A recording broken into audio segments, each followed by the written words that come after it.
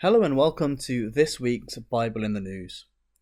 The news this week has been dominated by the tariffs unveiled by US President Donald Trump. The BBC economics editor branded it the biggest change in global trade in 100 years. Since being sworn in for his second term, Donald Trump has been characteristically unpredictable with his trade policy. Tariffs on Canada and Mexico were announced first, then retracted just before coming into force. Rhetoric on tariffs have at some times been suggested that Trump believed that they could completely replace income tax, while at other times he has been much less extreme. Donald Trump called April 2nd Liberation Day as he slapped tariffs on countries all around the world, which came into effect on April the 5th.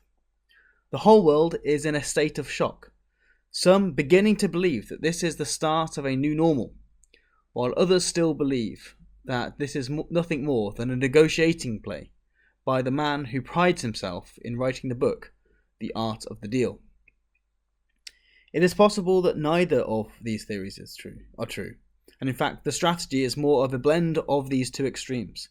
The administration might make a number of deals with some favoured countries, while still leaving some other nations out. Now, of course, the Bible does not give us an answer on these kind of questions, but it does actually give us a number of details about trade in the time just before the return of the Lord Jesus Christ. Firstly, we read in Ezekiel 38, we're told in verse 13 that Tarshish, which we believed to be Britain, speaks as merchants with a block of nations, including Sheba and Dedan, and the young lion powers, which we believe to be the political descendants of Britain. Interestingly, only a few weeks ago there were reports that King Charles was planning to invite the United States to become an associate member of the Commonwealth during Trump's state visit later this year.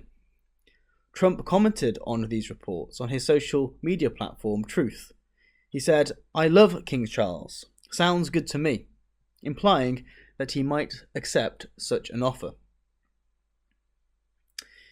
In Revelation 12, verses 15 to 18, we learn of a different trading bloc, which is the power symbolized by the beast in Revelation, predominantly the European continental powers that are now unified in the EU. In verse 17, we are told that those who did not have the mark, those who are not part of that bloc, none of them, no man, would be able to buy or sell.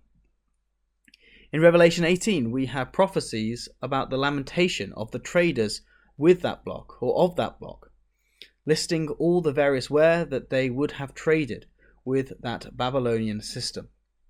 In verse 11 of Revelation 18, "And the merchants of the earth shall weep and mourn over her, for no man buyeth their merchandise any more. The merchandise of gold and silver, and precious stones, and of pearls, and fine linen, and purple, and silk, and scarlet, and all fine wood, and all manner vessels of ivory, and all manner vessels of most precious wood, and of brass, and iron, and marble, and cinnamon, and odours, and ointments, and frankincense, and wine, and oil, and fine flour, and wheat, and beasts, and sheep, and horses, and chariots, and slaves, and souls of men.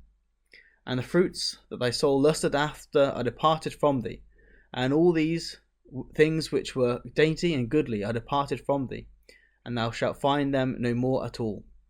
The merchants of these things which were made rich by her shall stand afar off for the fear of her torment, weeping and wailing, and saying, Alas, alas, that great city, that was clothed in fine linen, and purple and scarlet, and decked with gold, and precious stones and pearls. For in 1 hour so great riches is come to naught, and every shipmaster, and all the company in ships, and sailors, and as many as trade by sea, stood afar off."